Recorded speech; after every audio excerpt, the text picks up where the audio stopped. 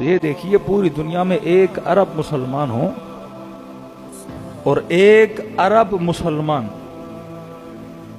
اس انتظار میں ہیں کہ شیعہ کب اسرائیل کو ماریں گے.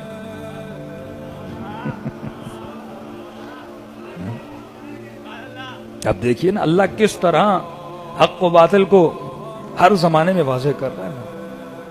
یہ زمانہ وہ ہے جہاں سیاہی بتاتی ہے میں سیاہ ہوں، جہاں نور خود کو واضح کرتا ہے میں نور ہوں.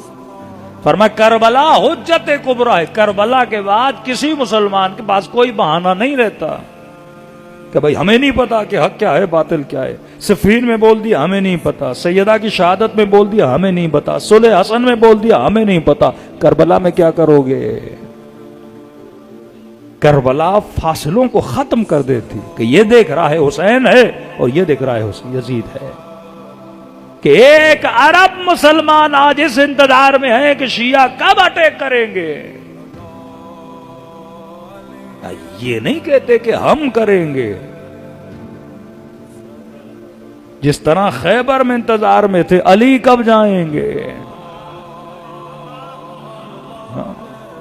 خندق میں انتظار میں تھے علی کب جائیں گے. بھائی آپ بھی تو جائیے، ایک عمر کو مار کے آئیے، مرہب کو مار کے آئیے، انتر کو مار کے آئیے. کہ نہیں ہم دیکھ رہے ہیں کہ علی کیسے جاتے ہیں اور مارتے ہیں.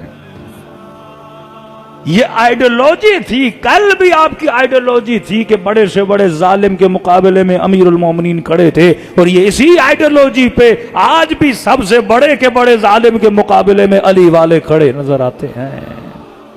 ہاں؟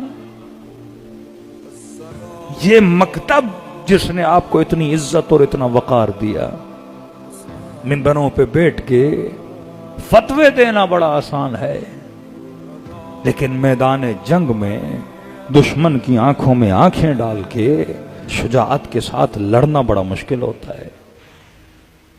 ہاتھوں میں بندوقیں لینا بڑا آسان ہوتا ہے، لباس پہننا بڑا آسان ہوتا ہے، لیکن واقعاً جذبہ مجاہدت اور جذبہ شجاعت اپنے وجود میں رکھے، وہ ابوت کہ آج خدا نے اہل بیت کے چاہنے والوں کے اندر یہ جاہ و حشم رکھا ہے کہ آج سب سے بڑا ظالم اگر کسی سے خوف زدہ ہے تو مکتب علی کے چاہنے والوں سے خوف زدہ ہے. آپ کو وقار کیوں ملا؟ اس بصیرت کی وجہ سے، کیونکہ آپ دشمن شناسی میں بڑے ہوشیار ہیں. کہ آج سے 40 سال پہلے خمینی صاحب کہتے رہے کہ امریکہ سب سے بڑا شیطان ہے،